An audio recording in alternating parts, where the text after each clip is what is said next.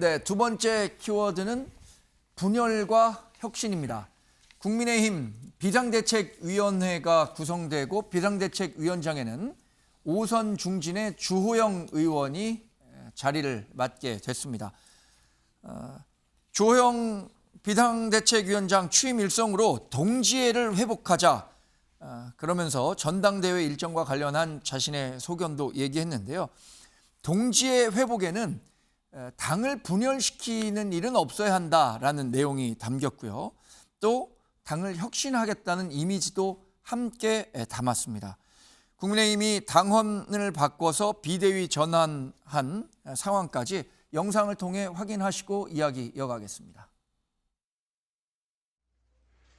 나라와 당이 매우 어려운 이때에 비대위원장이라는 중책을 감당할 수 있을까 고심이 컸습니다마는 나라와 당의 위기를 극복하는데 저희 노력이 조금이라도 도움이 된다면 기꺼이 헌신하겠다는 각오로 비대위원장을 맡게 되었습니다. 우리 비대위의 첫째 임무는 당의 갈등과 분열을 조속히 수습하여 하나 되는 당을 만드는 것입니다. 우리는 모두 국민의힘 당원 동지입니다.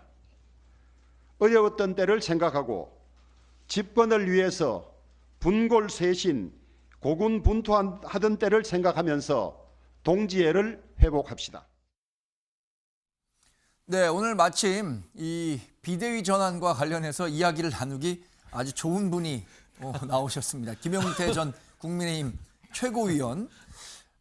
지금 김 전 최고위원 굉장히 뉴스의 중심에 있어요. 이준석 국민의힘 대표는 비대위 전환과 관련해서 가처분 효력 신청을 내겠다 이렇게 얘기를 했는데 김용태 전 최고위원은 어제 방침을 밝힌 걸로 봐선 최고위원직 유지나 이런 것과 관련해서는 법적인 구제를 밟지는 않겠다고 밝힌 것 같은데 어떤 입장인가요? 저는 뭐 늘 제가 막스 베버의 책임 윤리를 말씀드렸고 네. 그런 관점에서 저조차도 책임 윤리를 지키지 않으면 제 스스로가 내로남불이 될 것 같아서 네. 그런 상황 속에서 이제 결정하게 됐고요.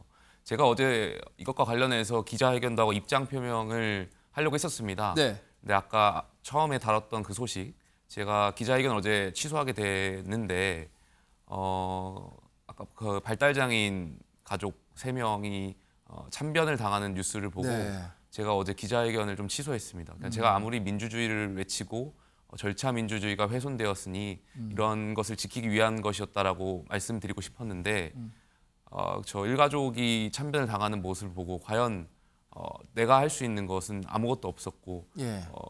인간의 어떤 인류애적이라든지 아니면 국민의 어떤 생명과 건강을 지키지 못하는 이런 와중에 제가 어떤 정치의 본질을 좀 고민했던 것 같아요.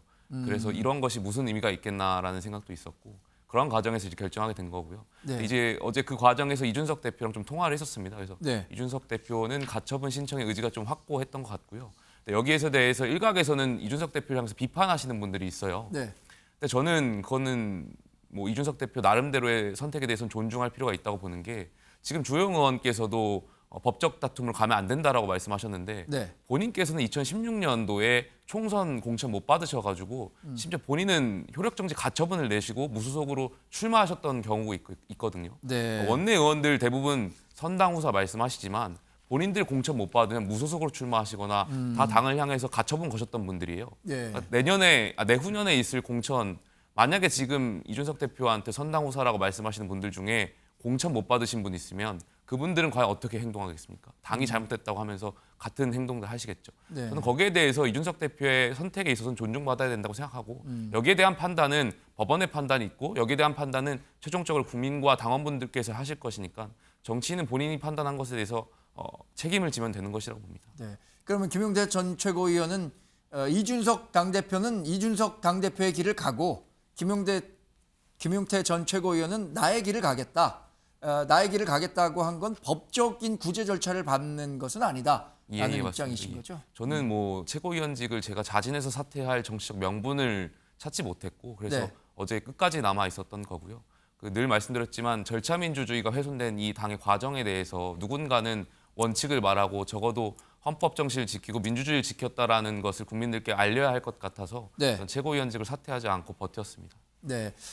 비대위원장의 비교적 개파색이 옅은 중진 의원으로 알려졌죠. 주호영 의원이 자리에 오르면서 비대위원 9명으로 구성하겠다고 했는데 비대위원을 어떻게 구성할지도 상당히 관심입니다. 주호영 비대위원장은 그와 관련해서 비대위 개파 안배는 금시초문이다. 그러면서 내분 책임자는 참여가 어려울 것이다라고 얘기를 했는데 최진영 변호사님, 이 내분 책임자가 누구를 어떤 특정 세력을 지칭했다는 해석들도 나오고 있어요. 네 분이 네. 한쪽에만 책임이 있다고 보긴 일단 어렵겠죠. 물론 네. 근본적 원인을 가지고 서로 다투겠습니다만 이른바 윤핵관. 저는 윤핵관이라는 그 단어조차도 사실은 입에 올리기가 쉽지 않고 그 네. 자체가 내분을 담고 있는 단어이기 때문에 다만 지금 현재와 같이 어떻게 보면 윤석열 대통령 당선에 지근거리에 있었고 예. 그 이후에도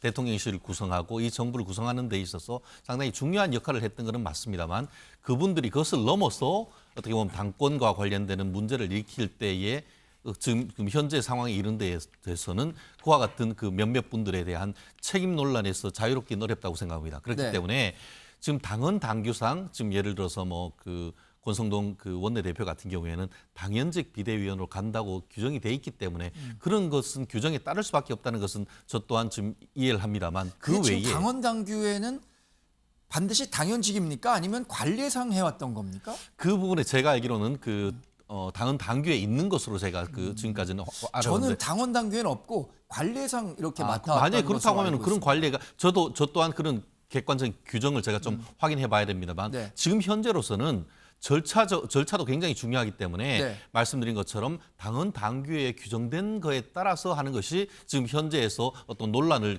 추가적인 논란을 만들지 않기 위해서 좀 주호영 비대위원장이 해야 될 일이라고 생각하고요. 네. 지금 제가 내부적으로 알고 있기로는 이제 권성동 원내대표에 대한 책임론, 예. 일각에서는 사퇴론까지 얘기하고 있기 때문에 그렇죠. 그분이 당연직으로 해서 지금 비대위에 들어가는 것에 대해서도 비판적인 견해가 많습니다. 그렇다고 하면은 권성동 원내대표에 대해서 잦은 어떤 사퇴 의사를 밝힌다거나 예. 아니면은 그렇지 않다고 하면은 지금 원내에 계시는 국회의원들이 다시 원내 대책회의를 세워서 다시 한번 어떤 신임을 받는다든가 이런 절차를 통해서 민주적 정당성, 절차적 정당성을 다시 한번 확보한 다음에 네. 지금 비대위에 들어간다고 하면은 나름대로 정당성이 있지만 지금 현재 상황 속에서 지금 주호영 비대위원장의 말씀처럼 당 분열에 책임이 있는 사람들이 또다시 비대위에 다수를 점유를 해서 예.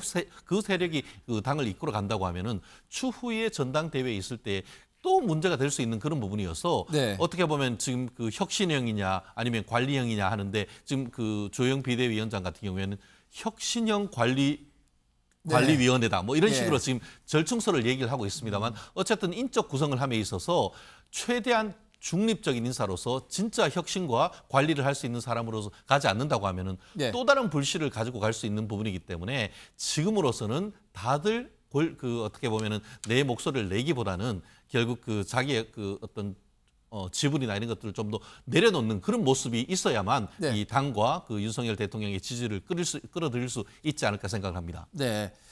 서울신문 사면은 여당의 비대위를 속전속결 비대위라고 표현했습니다. 그러니까 비대위 체제 전환 방침이 정해진 이후에 가능한 빠른 속도로 진행을 해서 비대위원장까지 옹립을 했고요.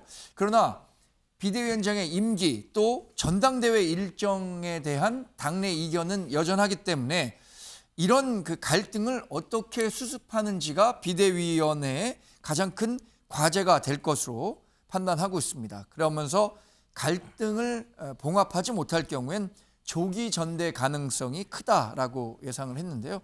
김종욱 교수님, 실제로 이 비상대책위원회라는 거는 이름이 비상대책이잖아요. 그러니까 비상의 시기를 빨리 벗어나야 된다는 측면에서는 조기 전대로 가는 게 옳지 않냐 이렇게 주장하는 분들이 많은 것 같아요. 그렇죠. 비상 상황이 오래가면 이상한 거잖아요. 네. 비상 상황을 짧게 하기 위해서 비대위가 존재하는 건데 네. 좀 그런 측면에서 왜 이것이 이견인지 잘 모르겠다는 판단이 드는 것이고요. 사실 생각해 보시면 현 지도부, 그러니까 지금 없어진 지도부 같은 경우는 선거에서 승리한 지도부입니다. 따지고 보면 이준석 그 당대표를 비롯한 최고위원회라고 하는 것이. 근데 그러다 갑자기 직무대행으로 바뀌었어요. 직무대행으로 바뀐 이유가 뭐냐면 당원권 정지 6개월이라고 하는 당대표에게 초유 사태가 벌어진 거죠. 이제 그러고 난 다음에 다시 비대위로 바뀌었습니다. 비대위로 바뀐 원인은 뭐냐면 당 내부 총질을 했다는 문자가 공개된 이후에 네. 갑자기 배현진 최고위원이 이 문제에 대한 책임을 지면서 사퇴를 하게 되면서 최고위원 기능 상실이라고 하는 거예요. 네. 그러면 당이 뭘 혁신하겠습니까? 두 가지잖아요. 그럼 당원권 정지가 된 당대표를 어떻게 할 것인가를 가지고 혁신하는 겁니까? 네. 최고위원 기능 상실 문제가 혁신의 내용이 별로 없어요. 핵심적인 내용은 뭐냐면 빨리 예를 들면 이 상황들을 갖다가 복구하는 게 핵심인 거예요. 그러니까 전국위원회에서 비상상황으로 규정한 게 소위 최고위원회 기능 상실이라고 얘기한다면 네. 비대위원회는 빠른 시일 내에 조기전대를 열어서 최고위원회 기능을 갖다가 복원시키면 되는 거예요. 또 다른 걸 하려고 하다 보면 또다시 당 내부에 논란이 발생할 거라 생각이 들어요. 당장 네. 아시겠습니다만 조기전대를 추진해서 본인이 빨리 당대표가 되고 싶은 분들과 1월 전대까지 가려고 하시는 분들 간에 또 다른 내용이 발생하고 있는 거 아니겠습니까? 네. 전 그렇다면 주호영 비대위원장이 소위 혁신이면서 관리형 비대위라는 말씀을 하시기 전에 전국위원회가 제기했던 비상상황에 맞게 그 부분만 조치를 빨리 하시고 정리해서 정상 상태로 가는 게 맞다. 네. 예를 들면 국정감사나 어떤 국가 예산 심사 이 두 가지 문제를 가지고 1월로 가겠다라고 말씀하시는 건 비상상황을 너무 비상상황으로 안 보신다라는 느낌을 받을 수밖에 없는 측면이 예. 분명히 있어요. 저는 그래서 좀 원칙적으로 정한 방식대로 가는 게 맞다는 생각이 듭니다. 네. 김용훈 부대변인 13일에 이준석 대표가 기자회견을 하겠다고 해요. 그리고 가처분 효력 신청 내겠다고 했는데 13일은 사실 휴일이죠. 그래서 가처분 효력 신청을 내겠다면 뭐 이제 오늘 수요일이니까 수목금 3일 중에 내야 될 것으로 예상이 되는데 실제 이렇게 법적 구제 장치를 받을 거로 예상하십니까? 아니면 어떤 정치적 타협을 국민의힘 내에서 만들어낼 수 있을 것이라고 예상하십니까?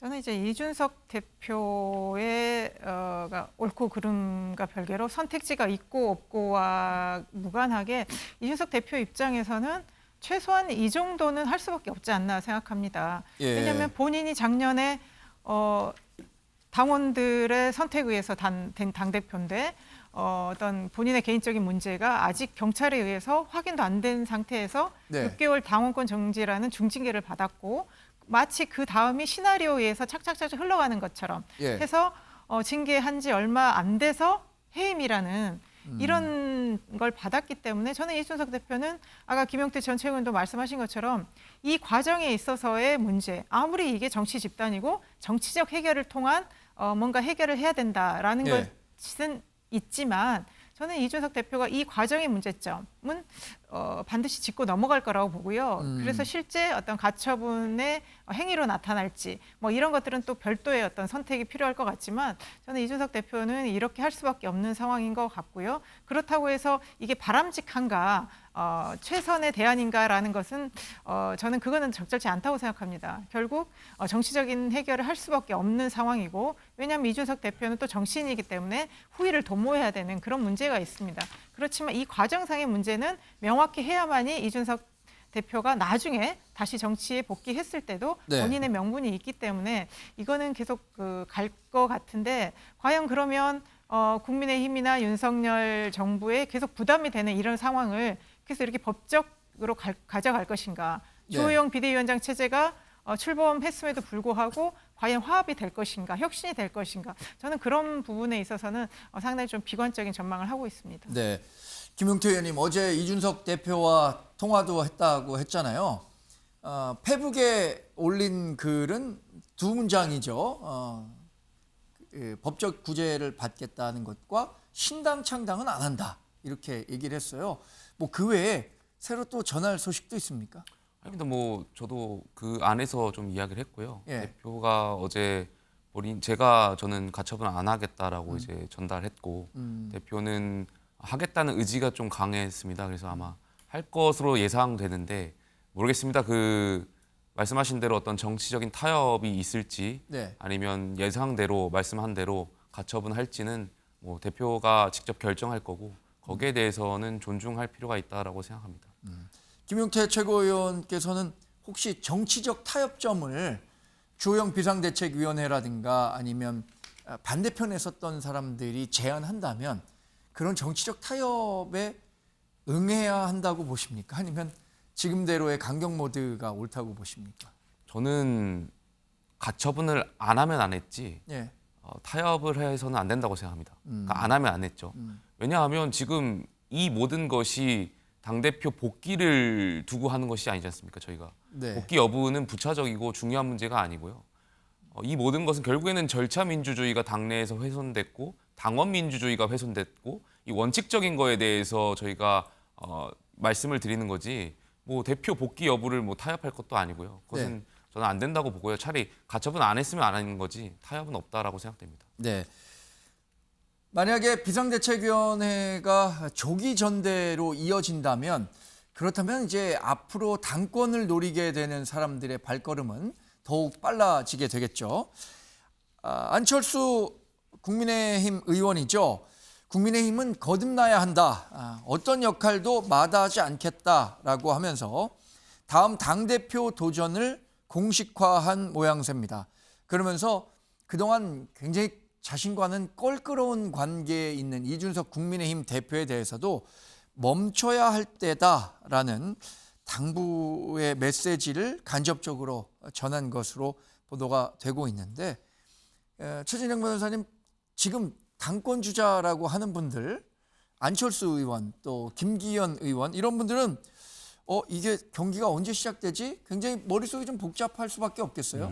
결국 선당 후사의 정신으로 지금 대할 수밖에 없다라고 생각하는데요. 예. 안철수 의원 그리고 또 그 김기현 전 원내대표 예. 뭐 지금 얘기하고 있습니다만 이준석 전 대표 또한 여전히 6개월이 지난 다음에는 당권이 회복되기 때문에 당권 주자가 될 수 있는 것이죠. 그렇죠. 결국 지금 그 현재 지금 그 주호영 지금 비대위원장 같은 경우에는 이른바 9월달 조기 전당대회 하는 것이 아니고 예. 내년 1월까지는 어쨌든 그 이 비대위 체제를 끌고 간다라고 얘기를 하고 있기 때문에 예. 그때가 되면은 이준석 대표 또한 당원권이 회복이 됩니다. 예. 결국 현재 상황이라고 한다고 하면은 이준석 대표한테도 상당히 유화적인 그 대화 그 손을 내민 거나 사실은 마찬가지인 것이거든요. 지금 그렇기 때문에 지금 그 안철수 의원 오늘 지금 그 기사를 보고 있습니다만 당권에 대해서 공식화했지만 언제 했으면 좋겠느냐에 대해서는 서로 지금 말을 아끼고 있거든요. 그것이 바로 선당 후사의 저는 정신이라고 생각합니다. 네. 사실 그 당권을 가지고 2년 후에 있는 그 공천권을 행사하고 싶을 수도 있겠습니다만 예. 지금은 윤석열 대통령의 어떤 그 정책을 지지하고 또 다가오는 9월 달에 어떻게 보면 야당의 무대 아닙니까? 야당이 이제 국정감사를 통해 가지고 네. 문재인 정부의 어떤 어떻게 보면은 상당히 각을 세울 때 그때에 지금 그 비대위를 통해 전당대회를 한다고 하면은 사실은 야당한테 큰 빌미를 줄 수밖에 없는 그런 상황이기 때문에 현실적으로는 9월, 10월 그 전당대회는 쉽지 않지 않을까라고 네. 저도 생각을 하고 그렇다고 하면은 뭐 내년 지금 김기현 의원이건 아니면 안철수 그 의원이건 아니면은 그 이준석 대표건 현재로서는 내년 1월, 2월 달에 있는 전당대회를 해서 내부적인 어떤 새 결속에 나갈 가능성이 현실적인 어떤 그 앞으로의 어떤 노정된 그 일정이 아닐까 저는 그렇게 생각합니다. 네. 말씀드린 것처럼 안철수 의원과 이준석 국민의힘 대표는 상당히 껄끄러운 정치적 관계가 있죠. 그런데 이준석 대표를 향해서 어떤 얘기를 했냐면 안철수 의원이 한번 같이 살펴보겠습니다. 이제는 본인을 위해서 당을 위해서 멈춰야 할 때라며 자중을 당부했는데 이 대표는 당의 귀중한 자산이고 이번 일들을 잘 해결하고 좀 더 거듭나는 그런 계기로 삼았으면 하는 바람이라는 뜻도 함께 전했습니다. 이준석 대표의 움직임도 한번 살펴볼까요? 어제 페북을 통해서 메시지를 내놨는데 신당 창당합니다. 신당 창당은 안 한다고 밝혔죠. 가처분 신청합니다. 신당 창당 안 합니다. 이것도 일종의 라임을 맞춰서 굉장히 고심 끝에 낸 메시지 같다는 생각이 들어요. 요새 젊은 분들은 그런 것들을 중요시하니까. 김종욱 교수님, 신당 창당 안 한다는 것은 글쎄 어떤 의미가 담겼을까요? 이준석 대표에겐. 제가 볼 때는 본인과 관련해서 당 내부에 총질을 했다라고 하는 대통령의 인식을 가지고 있는 상황에서 본인이 신당창당을 한다라고 얘기하는 건 예. 뭐 명확하게 예를 들면 본인이 당내부에 총질한다는 걸 확인하는 상황밖에 안 되기 때문에 네. 본인이 얘기하는 것은 소위 당원민주주의, 절차민주주의라고 하는 두 가지의 큰 틀을 훼손한 부분에 대해서 바로잡지 않는다면 저희 국민의힘이 제대로 갈 수 없다라고 하는 원칙론을 주장하는 것이고 네. 본인이 이런 원칙론을 주장하는 것은 해당 회의를 하려고 하는 것이 아니다. 오히려 당을 살리려고 하는 것이다라고 하는 측면들을 강조하는 측면에서 얘기하는 것 같고요. 제가 보더라도 실제적으로 좀 상식적이지 않은 측면들은 분명히 있어요. 예. 뭐 예를 들면 최고위원들이 사임을 해서 정치적으로 사임을 해놓고 나서 전국위를 여는 부분과 관련해서 본인이 또 의결권을 가서 행사하는 모습을 국민들이 어떻게 이해할 수 있을 것인가, 또 하나는 당원이 어떻게 이해할 수 있을 것인가, 여기에 대한 설명이 없는 상황인 거잖아요. 네. 지금 예를 들면 비대위를 추진했던 많은 분들이 그런 측면이 분명히 있기 때문에 저는 이 부분과 관련해서 나름대로 어떤 국민의힘이 설명을 해야 되는데 설명을 안 하니까 뭐 이준석 당대표 입장에서는 법률적으로 어떤 것인지에 대해서 물어보겠다라고 하는 측면이기 때문에 저는 네. 거기에 정당성이 있다는 생각이 드는 것이고요. 다 아시겠습니다만 지금 상황에서 본인이 신당 창당을 해서 정치적인 활로를 열 수는 없는 측면들이 분명히 있기 때문에 본인의 입장을 아주 제가 볼 때는 그냥 투명하게 바뀐 것 같아요. 네. 가처분 신청해서 내가 얘기했던 민주주의 원칙들을 확인해 보겠다. 하지만 해당 행위를 하지 않겠다라고 하는 원칙들을 명확히 한 것이라는 생각이 들기 때문에 저는 그런 측면에서는 저 정도의 어떤 본인의 마지막 어떤 자존심, 그다음에 당을 위한 자기 행보 이런 것들은 할 수 있다는 생각이 들어서요. 네. 뭐 저것까지 저희가 뭐라고 할 수 있는 부분은 아니라고 생각이 듭니다. 네. 기사에 재밌는 대목이 있어서 좀 소개를 해볼까 합니다. 마지막 대목입니다. 친 이준석계인 김용태 최고위원 여기 나와 계신데 페이스북에 책임 있는 보수 정당의 일원으로서 국가 재난 상황에 준하는 호우 상황에서 거취 입장 발표 기자회견을 취소하겠다라고 밝혔고 비대위 체제 전환에 대한 절차적 정당성을 인정할 수는 없지만 이 대표처럼 법적 대응에까지 하며 맞서진 않겠다는 취지로 풀이된다고 했는데 김용태 최고위원님 정확한 보도 내용입니까? 네, 뭐 말씀드린 대로 예. 저는 그 절차 민주주의를 훼손한 분들과는 타협은 없었고 뭐 제가 타협해서 법적 가처분을 안 한 것이 아니고요. 네. 그렇지만 제가 말씀드린 대로 늘 민주주의를 지키자는 선한 동기로 어떤 그렇다면 가처분을 넣어야겠지만 그 가처분이 만약 인용되었을 때 혹은 기각되었을 때 우리 당에 올 결과에 대한 책임에 대한 제가 과연 이것을 감당할 수 있을까? 그리고 말씀한 대로 지금 국민들 정말 국가 위기 상황에서 유가는 계속 오르고 금리도 계속 오르고 이런 먹고 살기 어렵다는 이 상황에서 네. 과연 제 이런 것이 국민의 어떤 울림과 공감대를 받을 수 있을까? 결국에 무엇이 더 중요한 것인가에 대해서 고민을 하다가 결정한 부분입니다. 네.